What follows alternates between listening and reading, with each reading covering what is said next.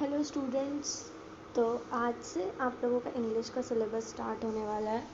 आप लोग बहुत लोगों ने बोला था कि इंग्लिश पढ़ाइए, तो इंग्लिश स्टार्ट होने वाला है। तो इसका पहला चैप्टर है द पेस फॉर लिविंग, जो कि आर.सी. हचिंसन ने लिखा है। हम लोग आज ये डिस्कस करेंगे। इस चैप्टर का एक ओवरव्यू लेंगे, चैप्टर किस बारे में है, इससे ऑथर क्या मैसेज देना चाहते हैं, ये हम लोग सब कुछ जानेंगे। उसके बाद नेक्स्ट वीडियो में इस चैप्टर के क्वेश्चन आंसर्स मैं डिस्कस कर दूंगी और इसका एक समरी प्रोवाइड कर दूंगी, जो एग्ज़ाम के जस्ट पहले पढ़ लोगे तो आपको समझ आ जाएगा, चीज़ें और क्लियर हो जाएंगी।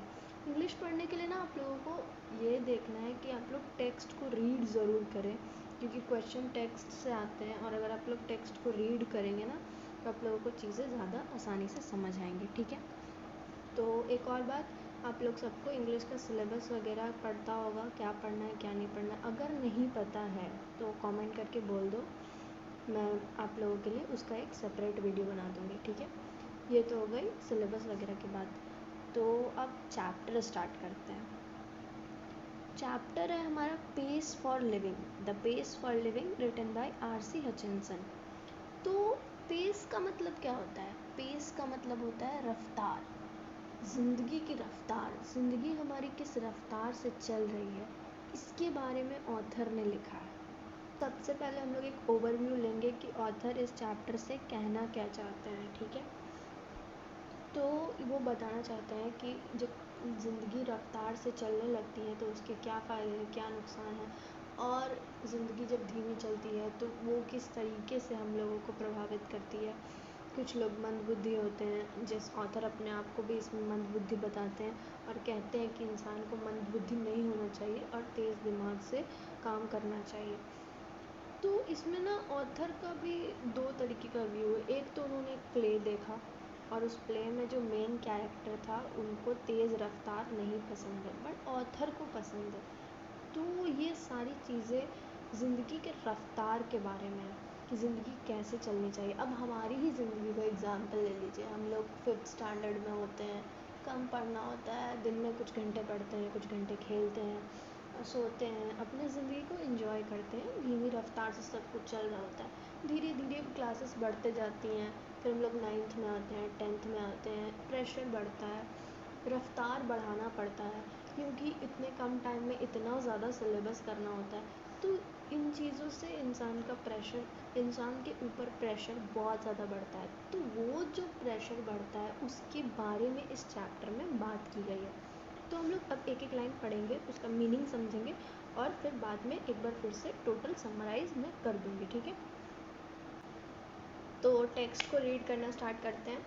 तो RC. Hutchinson, British novelist. British novelist मतलब आप लोग समझ गए होंगे, ब्रिटिश यानी ब्रिटेन, इंग्लैंड, वहाँ से है। नॉवलिस्ट मतलब उपन्यासकार, जो कि नॉवेल्स लिखते हैं।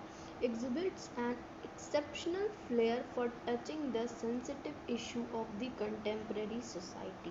मतलब इन्होंने बहुत ही एक्सेप्शनल काम किया है। एक्सेप्शनल मतलब बहुत ही यूनिक होता है, मतलब जैसा वैसा काम किसी और ने नहीं किया है। ये अपने टाइम के बेस्ट सेलिंग नॉवलिस्ट्स में से एक थे। बेस्ट सेलिंग नॉवलिस्ट मतलब आप लोग जानते होंगे, जब ये काम कर रहे थे तो इनका सबसे ज़्यादा काम को पसंद किया जा रहा था, सराहना की जा रही थी पब्लिक के द्वारा। ठीक है। तो इन्होंने कंटेम्प्रेरी सोसाइटी के कुछ सेंसिटिव इश्यूज़ को टच किया है। ठीक है। कंटेम्प्रेरी सोसाइटी का मतलब क्या होता है? कंटेम्प्रेरी सोसाइटी मतलब होता है समकालीन समाज। तो समकालीन मतलब जिस समय में हम रह रहे हैं उसी समय के बारे में ये चीज़ें हैं। ठीक है। और उस समय के कुछ सेंसिटिव इश्यूज़ होंगे, उन सेंसिटिव इश्यूज़ के बारे में आर.सी. हचिंसन ने काम किया है। ठीक है। With all it's contradictions and paradoxes. Contradictions और पैराडॉक्सेस का मतलब होता है तरह तरह की, जब कॉन्ट्राडिक्शंस मतलब होता है एक इंसान ने एक बात बोली, दूसरे इंसान ने एक बात बोली, तो ये जो आपसी मतभेद होता है इसको कंट्राडिक्शंस कहते हैं। और पैराडॉक्सेस भी सिमिलर ही है कि जैसे दो अलग अलग तरीके की बात होती है। जैसे कोई एक जगह पे एक इंसान भूखा मर रहा है और एक इंसान के पास बहुत सारा खाना है, तो ये दो अलग अलग चीज़ें हो गई, दो अलग अलग बातें हो गई। अगर सेम सिचुएशन में दो अलग अलग बातें हैं ना तो वो पैराडॉक्सिकल सिचुएशन हो जाता है। ठीक है। तो ये लाइन तो आप लोगों को क्लियर हो गई कि उन्होंने सेंसिटिव इश्यूज़, मतलब कि बहुत ही जो इशू होते हैं जिनके बारे में लोग कोई बोलना नहीं चाहता है, कोई काम नहीं करना चाहता है, उन इश्यूज़ पे उन्होंने अपनी चीज़ें लिखी और वो चीज़ें पसंद भी की गई। ठीक है, इस चैप्टर में यानी कि in the pace of living, R.C. Hutchinson captures agony of modern man. agony of modern man, इस फ्रेज को आप लोग पकड़िए। agony का मतलब होता है पेन, ठीक है, पेन मतलब दर्द, agony मतलब दर्द, दुख, पीड़ा, कहते हैं ना हम लोग दुख दर्द पीड़ा, ये दुख क्यों ख़त्म नहीं हो रहा है, तो वो मॉडर्न मैन का जो दुख होता है उसके बारे में इस चैप्टर में लिखा हुआ है। मॉडर्न मैन को क्या ही दुख होगा, इतना टेक्नोलॉजी हो गया है, इतना कुछ काम आसान करने के लिए चीज़ें बन गई हैं, बट इंसान तो वही है ना जो पहले था 100 साल। इंसान तो वही दिमाग, वही दिल, वही शरीर, तो चीज़ें फास्ट हो रही है, इंसान वही है, तो इंसान के ऊपर प्रेशर तो बिल्ड होगा ना कि इस रफ्तार के साथ जैसे दुनिया डेवलप कर रही है उस रफ्तार के साथ मैं भी कैसे भागूं, मैं भी कैसे विकास करूं। तो इन चीज़ों को लेके इंसान के मन में दुख हो जाता है, या फिर आप उसको प्रेशर कह सकते हैं। आप लोग भी सोचते होंगे यार अभी तो हम 5th स्टैंडर्ड में थे, अभी हम 10th में आ गए, अब मेरे को बोर्ड्स देना है, नेक्स्ट ईयर 12th होगा, फिर कॉलेज होगा। तो ये तरह तरह के जो प्रेशर्स है ना, ये सब इंसान को दुख तो देते ही देते हैं। तो ये चैप्टर उन दुखों के बारे में भी बात करता है। He brings out how the fast movement of men, things and object hurts the normal rhythm and exerts under pressure on men, women and children. इसका मतलब वही हुआ जो मैंने अभी बोला। He brings out how the fast movement of men, things and object, मतलब किस तरीके से इंसान, ऑब्जेक्ट, कोई सामान, कोई वस्तु का जो मूवमेंट, जो चाल चलन होता है, मतलब जिस स्पीड से वो चल रहा है उसका जो जिस स्पीड से जो वो काम कर रहा है वो चीज़ किसी नॉर्मल रिदम, नॉर्मल इंसान पे किस तरीके से अफेक्ट करती है। बेसिकली आप लोग ऐसे ले सकते हैं कि कोई काम हो रहा है बहुत ही ज़्यादा तेज़ी से और एक इंसान है जिसको मतलब इतना ही काम करना है, दिन में आपको 2 पेज लिखना है, आपको 2 पेज लिखना है, लेकिन अचानक से आपको एक प्रोजेक्ट मिल जाता है 100 पेज का और आपको 7 दिन में कंप्लीट करना है। तो आपको अपना पेस बढ़ाना पड़ेगा, आपको अपना रफ्तार बढ़ाना पड़ेगा। आप रफ्तार को बढ़ाएंगे तो ज़रूर आप काम को कर तो लेंगे, क्योंकि करना तो है ही, उसके अलावा कोई ऑप्शन नहीं। बट काम को करने के साथ साथ आपके दिमाग पे, दिल पे जो प्रेशर पड़ेगा ना वो बहुत ही ज़्यादा होगा। तो ये चैप्टर उस प्रेशर के बारे में है, उस रफ्तार के बारे में, रफ्तार से जो आपके दिल और दिमाग पर प्रेशर पड़ता है उसके बारे में। तो इंट्रोडक्शन आई थिंक आप लोगों को क्लियर हो गया होगा। ये इंट्रोडक्शन था यहाँ तक, ठीक है। ये इसके बाद क्या लिखा है, work in a small group and do the following, talk to your friends and seek their opinion on their lifestyle of modern youth, ask them do you find life leisurely और fast, are you satisfied word. आपस में जब आप लोग बैठे रहना तो आप लोग आपस में ये बातें कर लेना, बात करने में तो आप लोग वैसे भी एक्सपर्ट होंगे, तो आप लोग ये बातें कर लेना कि आपको अपनी ज़िंदगी कैसी लगती है, आलस भरी, शांत, धीरे धीरे चल रहे हैं वैसी लगती है, या फिर फास्ट भागम भाग कर रहे हैं, रोज़ रोज़ पढ़ाई कर रहे हैं, यहाँ ट्यूशन जा रहे हैं, यहाँ क्लासेस करने जा रहे हैं, वैसी लगती है, या फिर शांत शांत लगती है, ठीक है। और क्या आप आज की ज़िंदगी से सेटिस्फाइड है, संतुष्ट है, ये बातें आप लोग आपस में दोस्त लोग रोज़ ही करते होंगे, बट कभी सीरियस डिस्कशन नहीं होता होगा। तो ये 2 चीज़ें आप लोगों की असाइनमेंट समझ लो, दिया हुआ है आप लोगों के बुक में, मैंने थोड़ी दिया है, तो ये चीज़ें आप लोग आपस में बात कर लेना, ठीक है। तो अब यहाँ से टेक्स्ट पे आते हैं।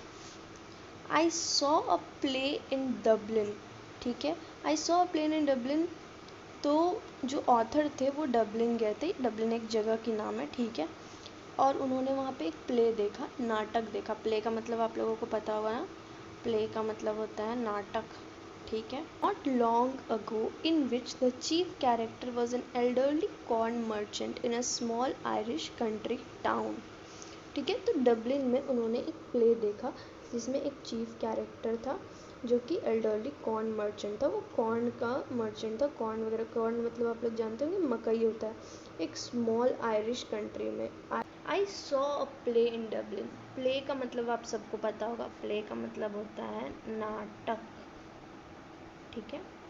तो डबलिन एक जगह की नाम है।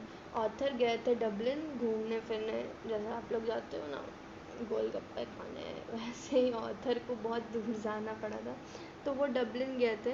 तो उन्होंने वहाँ पे एक नाटक देखा, और नाटक का जो चीफ कैरेक्टर था वो एक एल्डरली कॉर्न मर्चेंट था। कॉर्न मतलब होता है मकई, एल्डरली मतलब आप लोग सब समझते होंगे, जो बूढ़े नहीं होते बट बूढ़े से थोड़े कम, और आप लोगों के पापा लोग के उम्र से थोड़े ज़्यादा होते हैं, मतलब बीच बीच में, ठीक है, उसको एल्डरली कहते हैं। तो उस उम्र के एक इंसान है जो कि कॉर्न मर्चेंट है, मतलब कि मकई की खेती करते हैं, ठीक है। और वो स्मॉल आयरिश कंट्री टाउन में रहते थे, ठीक है। स्मॉल आयरिश कंट्री टाउन का मतलब हो गया आयरलैंड एक जगह है, ठीक है। आयरलैंड जो जगह है वहाँ के लोगों को आयरिश कहते हैं। तो वहाँ उस कंट्री में एक टाउन है, वहाँ के रहने वाले थे। तो वहाँ से वो डबलिन गए थे, वहाँ उन्होंने नाटक देखा। और चीफ कैरेक्टर मतलब तो आप लोग सबको पता होगा, कैसे टीवी सीरियल में एक हीरो होता है ना, वो हीरो जो होता है ना, वैसा ही नाटक में एक चीफ कैरेक्टर होता है जिसके इर्द गिर्द सब कुछ घूमता है, ठीक है। उसके बारे में कहानी होती है और वो उस कहानी का प्रोटैगनिस्ट होता है। प्रोटैगनिस्ट वर्ड आप लोगों को पता होना चाहिए, protagonist,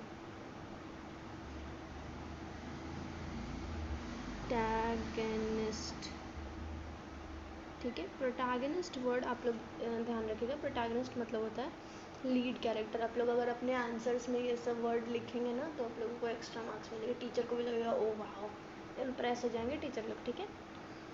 as a experienced student जिन्होंने एग्ज़ाम दिया है, मैं आपको ये बात बता रही हूँ कि अगर अच्छे कीवर्ड्स आप लोग अपने आंसर में यूज़ करेंगे ना तो आप लोगों को मार्क्स अच्छी मिलेगी, ठीक है। और ये एल्डरली कॉर्न मर्चेंट पे ध्यान रखना, ऑब्जेक्टिव में पूछ सकते हैं, ठीक है। इतना तक आप लोग को पहला लाइन क्लियर हो गया होगा। एक बार और हिंदी में बोल रही हूँ मैं, ठीक है। I saw a play in Dublin not long ago. बहुत ज़्यादा समय पहले नहीं, एक प्ले देखा मैंने डबलिन में जिसका मेन कैरेक्टर था एक एल्डरली कॉर्न मर्चेंट जो कि एक स्मॉल आयरिश कंट्री टाउन में रहता था, ठीक है। डन। इतना बेक लाइन समझ लो, दिमाग में बिठा लो, भूलना मत, क्योंकि ये इंट्रोडक्शन है। उसके बाद he was a man of many anxieties. His heart was dicky. His nephew was cheating him. His wife had the fantastic notion of spending 10 euros on a holiday. ठीक है, इतना हो गया। इस अब उस इंसान के, उस मेन कैरेक्टर के दुख के बारे में बता रहे हैं हम लोग को ऑथर। दुख तो भाई दुख दर्द पीड़ा सबके ज़िंदगी में होती है, लेकिन हम लोग को यहाँ पे उस मेन कैरेक्टर के बारे में पढ़ना है। तो उस कैरेक्टर के पास बहुत तरीके की एंग्जाइटीज़ थी। एंग्जाइटी मतलब आप लोग समझते होंगे, आजकल का यूथ तो खैर मेंटल हेल्थ को लेकर बहुत ज़्यादा अवेयर है, मेंटल हेल्थ के बारे में चीज़ें जानता है। तो एंग्जाइटी, डिप्रेशन, इन सब चीज़ें आप लोग सुन रखी होंगी कि ऐसा होता है। आजकल ज़िंदगी में बहुत तरीके के प्रेशर है, पढ़ाई का प्रेशर, घर में प्रेशर, माँ बाप की तरफ से प्रेशर। स्टूडेंट्स को तो सबसे ज़्यादा है कि क्या करना है आगे, लाइफ में ये डिसीज़न मेकिंग फ़ेज़ होता है 9th-10th, उसके बाद का +2। तो सबको थोड़ी बहुत तो एंग्जाइटीज़ होती होंगी। एंग्जाइटी मतलब होता है हिंदी में, सरल भाषा में मैं बताऊँ तो बेचैनी। जैसे आप लोग रिज़ल्ट के पहले थोड़े से बेचैन हो जाते हो ना, जो वो यहाँ पे चेस्ट में हल्की सी जो फीलिंग आती है ना, तो वो जो फीलिंग होती है ना वही एंग्जाइटी होती है, जो लगता है कि यार थोड़ी सी अजीब लग रही है, यार आज ठीक नहीं लग रहा है। वो हम लोग बोलते हैं ना मन ठीक नहीं लग रहा है, उसको एंग्शियस होना बोलते हैं, उसको एंग्जाइटी बोलते हैं, ठीक है। तो आप लोग मेंटल हेल्थ के बारे में अवेयर होंगे मेरे हिसाब से, तो आज की यूथ है भाई। तो ये जो इंसान था ना, एल्डरली कैरेक्टर, इसके पास बहुत तरीके की बेचैनी थी, बहुत चीज़ों से ये बेचैन हो रखा था, ठीक है। और his heart was dicky. His heart was dicky मतलब होता है बहुत ही ज़्यादा मजबूत नहीं था उसका दिल।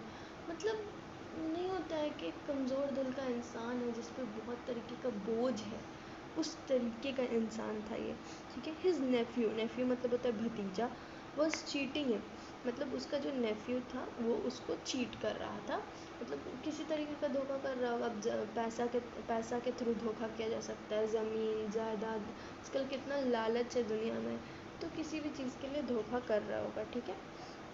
His wife had the fantastic notion of spending 10 euro on a holiday. His wife had the बोलने में मिस्टेक हो गया. His wife had the fantastic notion of spending 10 euros on the holiday.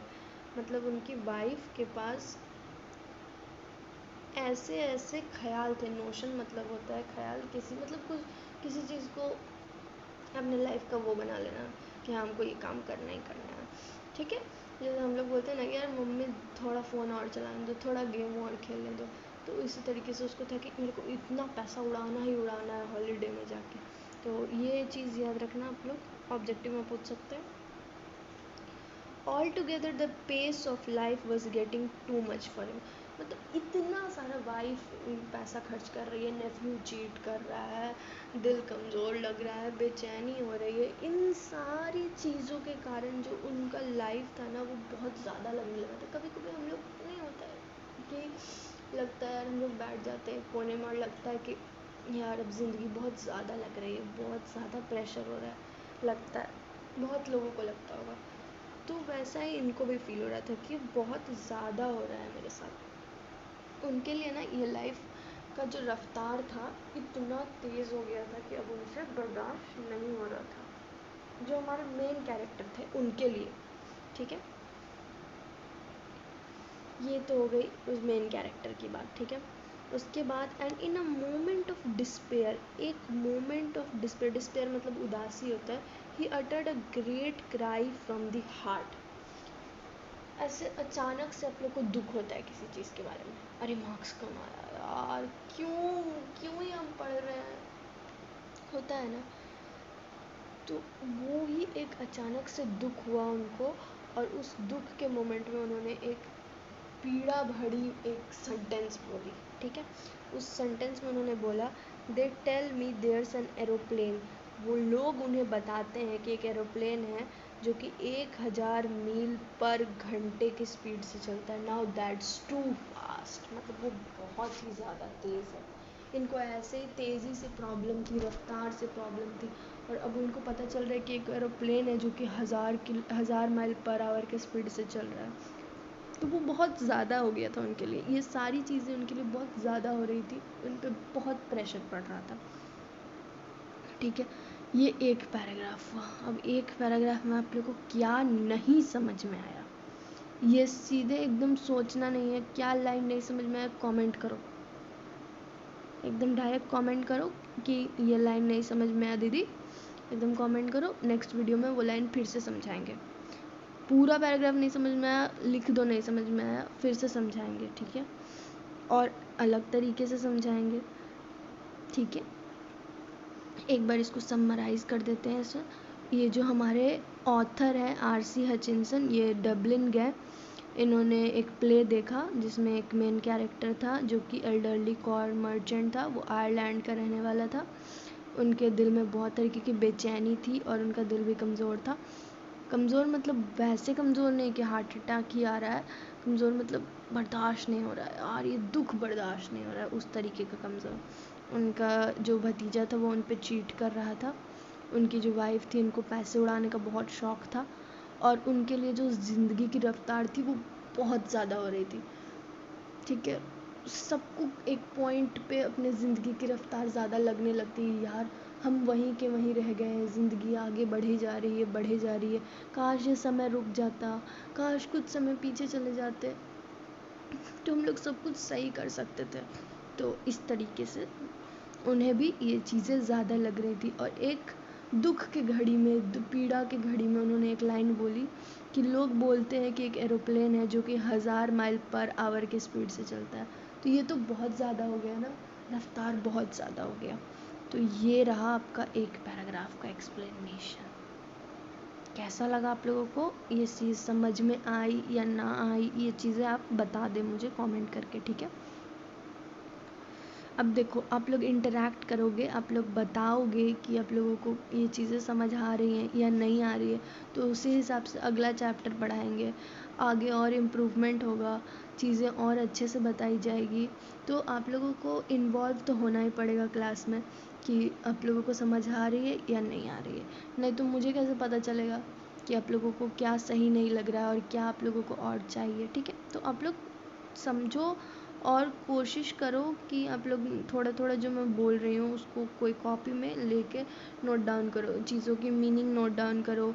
कोई सेंटेंस मैं जो बोल देती हूँ और अगर मैं नहीं यहाँ पर लिख रही हूँ ऐसे, तो मैं आप लोग को बाद में समरी देने का सोच रही हूँ, तो आप लोग उन चीज़ों को नोट डाउन कर लो एक कॉपी में। आप लोग को एग्ज़ाम के टाइम बहुत काम आएगा वो चीज़। ठीक है, उसके बाद अब आगे बढ़ते हैं, बातें तो होती रहेंगी। For me that was the most enchanting line in the play. Author के लिए, फॉर मी यहाँ पे ऑथर बोल रहे हैं, फॉर मी वो एक लाइन, ये जो लाइन थी, मैं इसको दूसरे कलर से कर देती हूँ। ये जो लाइन है ना, ये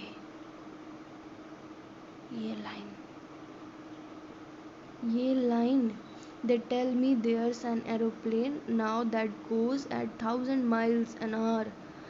ये लाइन ऑथर के लिए सबसे ज़्यादा इंचैंटिंग थी। इंचैंटिंग मतलब उनको एकदम मनमुग्ध कर गई, प्रभावित कर गई। ठीक है, the man's complaint was so gloriously irrelevant to his own situation. अब ऑथर बोल रहे कि जो ये इंसान था ना, इसका जो कंप्लेन है वो ग्लोरियसली इररिलेवेंट है, मतलब कि बहुत अच्छे तरीके से वो उस चीज़ से रिलेटेड ही नहीं है उसकी ज़िंदगी से। अरे भाई, जब ज़िंदगी इतनी धीमी चल रही है तो तुम ये क्यों बोल रहे हो कि ये एरोप्लेन की रफ्तार तेज़ है? अरे तेज़ होनी चाहिए ना, जब तुम्हारी ज़िंदगी में इतना कुछ हो रहा है तो ज़िंदगी तो और तेज़ चलनी चाहिए। ऑथर बिल्कुल भी उस कैरेक्टर से अग्री नहीं कर रहे थे और वो उस लाइन को सुन के एकदम वो हो गए, प्रभावित हो गए, इंचांट हो गए। मतलब वो नहीं होता कि एक लाइन सुन ली, अरे यार ये मतलब। तो for me that was the most enchanting line in the play. The man's complaint was so gloriously irrelevant to his own situation. मतलब उनका सिचुएशन ऐसा था कि उस सिचुएशन में उनको रफ्तार की और ज़रूरत थी, पर उन्हें रफ्तार अच्छा नहीं लग रहा था। इररिलेवेंट मतलब होता है रिलेटेड नहीं है। भले ही उनको वो लाइन, ये जो लाइन है अपनी, ये लाइन बहुत अच्छी लगी। They tell me there's an aeroplane now that goes at 1000 miles an hour। ये लाइन ऑथर सुन के एकदम मनमुग्ध हो गए थे, एकदम प्रभावित हो गए थे कि क्या लाइन बोली है यार। बट ये जो कंप्लेन थी ना, ये उनके ज़िंदगी से बहुत ही ज़्यादा इररिलेवेंट थी ऑथर के अनुसार। इररिलेवेंट मतलब आप लोग समझो, रिलेटेड नहीं होते। जैसे मैं बोल रही हूँ यार, बहुत सिलेबस बाकी है, बहुत कुछ पढ़ना बाकी है, बट पढ़ने का मन ही नहीं करता है। तो भाई पढ़ना बाकी है तो पढ़ो, मन का क्या है, मन तो कराना पड़ता है ना। तो उसी तरीके से मेरी जो कंप्लेन है कि मन नहीं करता है, ये बहुत इररिलेवेंट है मेरे सिचुएशन से, कि मेरे को पूरा एक किताब ख़त्म करना है मेरे एग्ज़ाम से पहले। ठीक है, तो उसी तरीके से इनकी ज़िंदगी में इतनी दिक्कतें थी, तो और ज़िंदगी और इनको तेज़ तेज़ भगाना चाहिए, जबकि इनका कंप्लेन ये है कि एरोप्लेन बहुत तेज़ भागता है। तो बहुत ही इररिलेवेंट है। ठीक है, ये लाइन आप लोग समझ गए। अब हम लोग अगले पेज पे जाएंगे। ये पेज में कोई भी दिक्कत हो प्लीज़ कमेंट करके बता दो क्या दिक्कत हो रही है। ठीक है, एंड बिसाइड्स, उसके अलावा, बिसाइड्स मतलब उसके अलावा। ठीक है, ऐसा करते हैं ना हम लोग, इसको 2 पार्ट में कर देते हैं। आज यहाँ तक पढ़ा देती हूँ, नेक्स्ट पार्ट में इसके आगे का पढ़ा दूँगी। ठीक है, तो नेक्स्ट पार्ट भी देखना, ये नहीं कि आधा देख के छोड़ दिया आलस में, नेक्स्ट पार्ट भी पढ़ा दूँगी। बिसाइड्स बीइंग कॉमिक, मतलब कि वो जो लाइन बोली मेन कैरेक्टर ने, एल्डरली कॉर्न मर्चेंट ने, मेन कैरेक्टर वही थे ना, उन्होंने जो बोली ये लाइन, ये बिसाइड्स बीइंग कॉमिक मतलब कि कॉमिक होने के अलावा, कॉमिक मतलब कि फ़नी होने के अलावा, अरे भाई कॉमिक मतलब फ़नी होने के अलावा, it struck me as a perfect illustration of the way the Irish get a subtle truth by most unlikely approaches.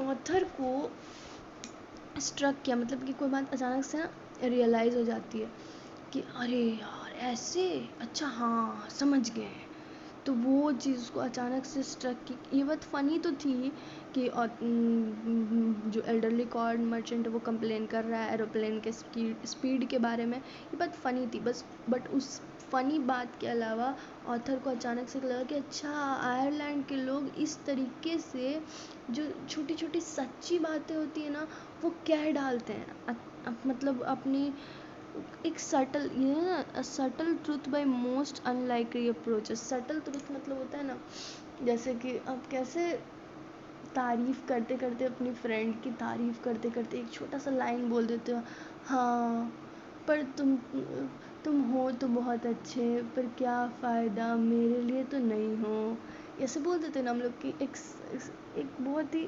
Subtle तरीके से, बहुत ही शांत तरीके से कोई बात को रख देना।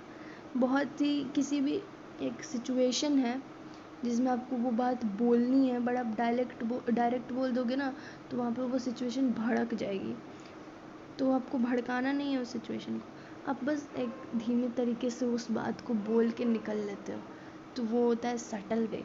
तो ये आयरलैंड के जो पीपल है, यानी कि जो आयरिश पीपल है, एक ऐसे ही छोटे छोटे जो सच बात होते हैं ना वो बहुत ही अनलाइकली अप्रोच से बोल देते हैं। मतलब कि जैसे किसी ने सोचा ना हो, जैसा किसी ने समझा ना हो, उस तरीके से अप्रोच करके वो कुछ सच्ची बातें बोल जाते हैं।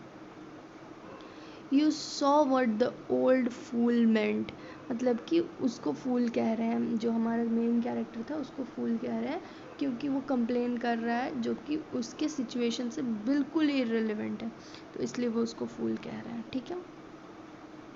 Not that I have a dislike of rapid movement my self. अब ऑथर यहाँ पे अपने बारे में बात कर रहे, यहाँ तक तो थी उस कॉर्न मर्चेंट की बात है, ठीक है।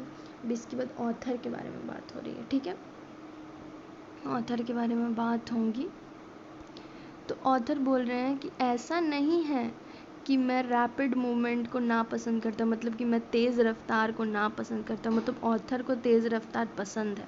I enjoy going in a car eight 90 miles an hour, मतलब एक कार से 90 माइल पर आवर की स्पीड पे, 90 माइल प्रति घंटे की स्पीड से मुझे जाना पसंद है। As long as I am driving, जब वो ड्राइव कर रहे हैं, मतलब जब ऑथर ड्राइव कर रहे हैं एक तेज़ रफ्तार में किसी गाड़ी से जाना, तो उनको वो रफ्तार बहुत पसंद है। और तेज़ रफ्तार तब पसंद है जब गाड़ी उनकी नहीं बहुत तेज़ है ऑथर, कि मतलब गाड़ी उनकी नहीं, अगर ठुक गई तो ठुक गई, किसी और की गाड़ी को चोट लगेगी, ठीक है। तो मतलब ये चीज़ें समझ गए अब कि ऑथर को तेज़ रफ्तार पसंद है और वो ड्राइव कर रहे हैं, बट गाड़ी उनकी नहीं होनी चाहिए ताकि ऑथर का कोई नुकसान ना हो, ठीक है।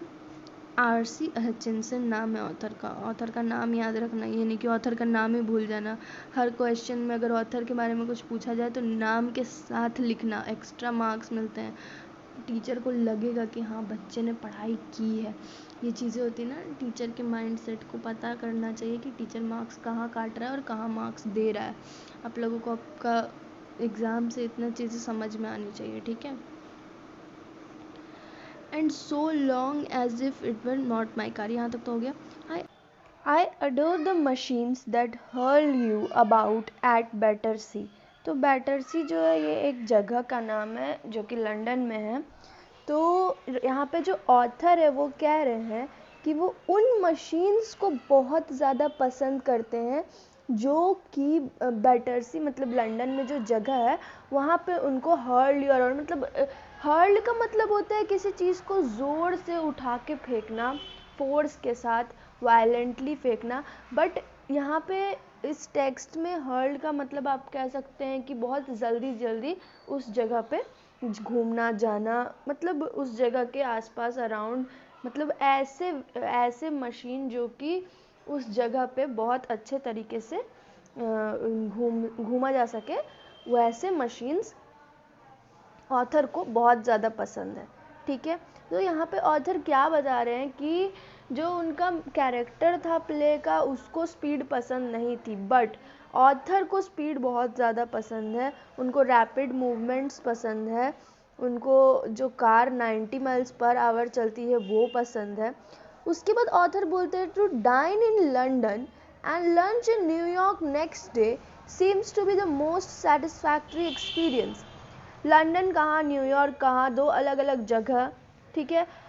तो एक दिन लंदन में खाना खाना, डाइन इन का मतलब होता है खाना खाना, ठीक है। तो एक दिन लंदन में खाना खाना, एक दिन न्यूयॉर्क में खाना खाना, ये दो जो काम है ये हम लोग एक दिन यहाँ कर सकते हैं, अगले दिन वहाँ कर सकते हैं, और ये जो डिस्टेंस है ये इतनी जल्दी कवर हो जाता है। तो ये डिस्टेंस जो इतनी जल्दी कवर हो जाता है वो स्पीड के कारण, रफ्तार के कारण कवर हो जाता है। तो वो बहुत ही ज़्यादा सेटिस्फैक्ट्री एक्सपीरियंस है। सेटिस्फैक्ट्री का मतलब होता है संतुष्ट, मतलब कोई किसी चीज़ से आप बहुत ज़्यादा संतुष्ट हो जाते हो, ठीक है। जैसे किसी को लगता है कि हम एग्ज़ाम में फेल हो जाएंगे, बट उसको 60 मार्क्स आ जाते हैं तो उसको लगता है ओ भाई हो गया, बहुत संतुष्ट हो गए हम।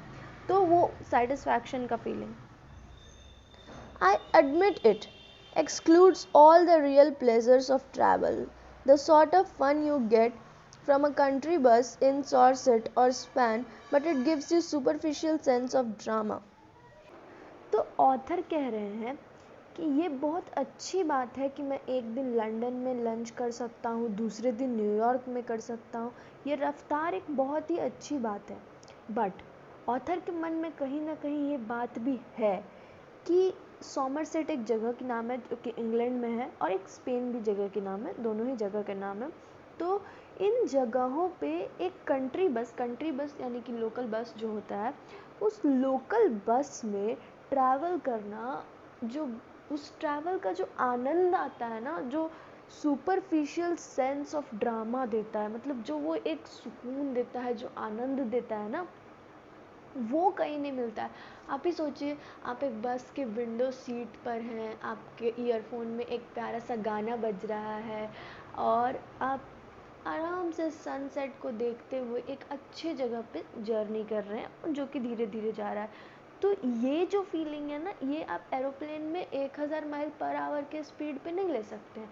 तो कभी कभी स्पीड अच्छी चीज़ होती है, कभी कभी स्पीड के कारण हम लोग ज़िंदगी के कुछ मज़ों को मिस कर देते हैं। तो ऑथर यहाँ पे ये कहना चाह रहे हैं कि जो उन लोगों को आनंद आता है एक बस में ट्रैवल करने में, आराम से हंसते खेलते गाते, वो स्पीड वाले ट्रैवलिंग में मज़ा नहीं आता है। तो ये एक चीज़ ऑथर एडमिट कर रहे हैं, एडमिट मतलब बोल रहे हैं, मतलब मान रहे हैं, ठीक है। उसके बाद आता है it was a sort of excitement our ancestor had to do without. मतलब आज के टाइम में जो बस है, जो एरोप्लेन है, जो फास्ट मीन्स ऑफ ट्रांसपोर्टेशन है, मतलब कि आने जाने का जो नया नया तरीका है जिससे बहुत ज़्यादा रफ्तार बढ़ गई है हमारी ज़िंदगी में, वो हमारे एंसेस्टर्स के पास नहीं था। एंसेस्टर का मतलब होता है पूर्वज, हमारे दादा परदादा, उन लोगों के पास इतना फास्ट मीन्स ऑफ ट्रांसपोर्टेशन नहीं था। वो लोग को कहीं जाना होता था ना, तो वो लोग या तो रेलगाड़ी पकड़ते थे, और उससे भी पहले, रेलगाड़ी से पहले लोग घोड़े और बैलगाड़ी, इन सारी चीज़ों पे ट्रैवल करते थे। ट्रैवल मतलब सफ़र करना, यात्रा करना, इतना तो पता होगा सबको, ये मैं लेकर चल रही हूँ, ठीक है। तो ये जो मज़े हैं ये हमारे एंसेस्टर, हमारे पूर्वजों के पास नहीं थे, तो हमें उन चीज़ों की कदर करनी चाहिए। अब जैसे टेक्नोलॉजी की बात ले लीजिए, जब हमारे पूर्वजों को बात करनी होती थी तो वो लोग एक चिट्ठी लिखते थे जो 7, 8, 10, 12 दिन, महीनों बाद जाके किसी को मिलती थी, और फिर उसका जवाब आने में महीनों लगता था। आज क्या है, फ़ोन उठाया, एक टेक्स्ट किया, उधर सामने वाला बंदा वापस टेक्स्ट करेगा। तो वो जो स्पीड बढ़ गई है, रफ्तार बढ़ गई है, ये रफ्तार हमारे पूर्वजों को नहीं मिली। अब देखो इस चैप्टर में ना, द पेस फॉर लिविंग, जीने की रफ्तार, इसमें ना ये कोई एक चीज़ नहीं है कि ऑथर बोल रहे हैं कि जीने का रफ्तार तेज़ होना चाहिए या जीने का रफ्तार धीमा होना चाहिए। ऑथर का जितना भी तरह का फीलिंग है रफ्तार के बारे में, वो सब कुछ इसमें दिया हुआ है कि कहाँ पे तेज़ी ज़रूरी है, कहाँ पे धीमापन ज़रूरी है। तो आप लोगों को पॉइंट्स में ये सब चीज़ें रखनी पड़ेंगी कि कहाँ पे क्या ज़रूरी है, ठीक है। उसके बाद आता है and we might just as well accept it gratefully, मतलब जो रफ्तार आज हम लोगों को मिल रहा है, हम लोग को उसकी कदर करनी चाहिए, उस चीज़ को एक्सेप्ट करना चाहिए, ग्रेटफुली मतलब बहुत ही क्या कह सकते हैं उसको, बहुत ही शालीनता से उस चीज़ को अपनाना चाहिए।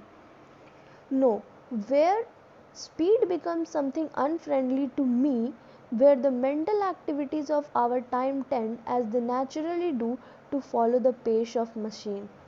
अब ये बोल रहा है कि कभी कभी स्पीड जो रफ्तार है, कभी कभी जो रफ्तार है वो इतनी तेज़ हो जाती है ज़िंदगी की, जो कि हमारे बॉडी, हमारे माइंड से अनफ्रेंडली हो जाती है, यानी कि हम पे सूट नहीं करती। कभी कभी ज़िंदगी इतनी तेज़ी से भागने लगती है ना कि उसको पकड़ने में हमारी उम्र निकल जाती है। इसीलिए वक्त रहते अपना सारा काम सही सही तरीके से कर लेना चाहिए, ठीक है, नहीं तो वक्त ऐसे छूटते जाता है जैसे हाथ से रेत छूटते जाती है, ठीक है। तो यही कहना चाहते हैं ऑथर कि nowhere speed become something unfriendly, जब रफ्तार अनफ्रेंडली बन जाता है। अनफ्रेंडली मतलब तो आप लोगों को पता ही होगा कि अनफ्रेंडली क्या होता है, मतलब जो हमारे हित में ना हो, जो हमारा दोस्त ना हो, उस मीनिंग में ये जा रहा है कि जब रफ्तार हमारे लिए सही नहीं होता, सही नहीं होता है, यहाँ पे सही वर्ड है, ठीक है।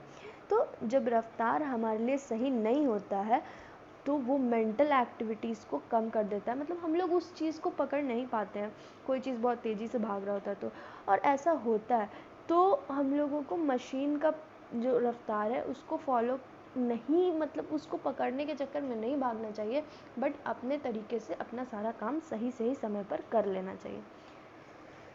तो ये पैराग्राफ भी हो गया आपका यहाँ तक।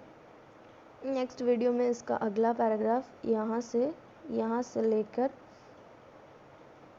यहाँ तक मैं आप लोगों को बता दूँगी, ठीक है, और उसके बाद इसके क्वेश्चन आंसर्स वगैरह हम लोग डिस्कस कर लेंगे। और ये पहला वीडियो है, मैंने पहली बार कोशिश किया है कुछ करने का इस तरीके का, तो आप लोग बताइएगा कि कहाँ कमी रह गई, क्या चीज़ें नहीं समझ में आई, कुछ गलती हो गई तो वो भी पॉइंट आउट कर दीजिएगा। ऐसे मेरे हिसाब से मैंने इस चीज़ को एक्सप्लेन कर दिया है, मीनिंग भी बहुत सारे चीज़ों के बता ही दिए। जिस चीज़ की नहीं समझ में आए कमेंट करके पूछ लीजिएगा, ठीक है। और आप लोगों को ये पूरा 1-2 बार देख लीजिएगा वीडियो, ताकि आप लोगों को ठीक से समझ में आ जाए। और हाँ, ये जो चैप्टर है ना, इसको एटलीस्ट 3 से 4 बार रीड करिएगा। जितना किसी चीज़ को रीड करिएगा, जितना किसी चीज़ को पढ़िएगा ना, वो चीज़ आपके दिमाग में बैठता जाएगा। और जब एग्ज़ाम में MCQ आएंगे या फिर क्वेश्चन आएंगे तो आपको सोचना नहीं पड़ेगा, बस आपके हाथ चलने लगेंगे, वो सब चीज़ें आपके पैसिव मेमोरी में चला जाता है, ठीक है। तो एग्ज़ाम में ये बहुत आसान हो जाएगा अगर आप सही टाइम पे इसको पढ़ लीजिएगा। तो नोट्स बना लीजिए, थोड़े थोड़े पॉइंट्स लिख लीजिए, धीरे धीरे चीज़ों को याद करते रहिए, और आगे आप लोग जैसा फीडबैक देंगे उस तरीके से वीडियोज़ आते रहेंगे। तो आज के लिए बस इतना ही। Thank you so much video यहाँ तक देखने के लिए। और अगर वीडियो पसंद आए तो लाइक करना, चैनल को सब्सक्राइब करना और बेल आइकन को प्रेस करते जाना, ताकि आगे की वीडियोस की नोटिफिकेशन आप लोगों को आती रहे। Okay, thanks.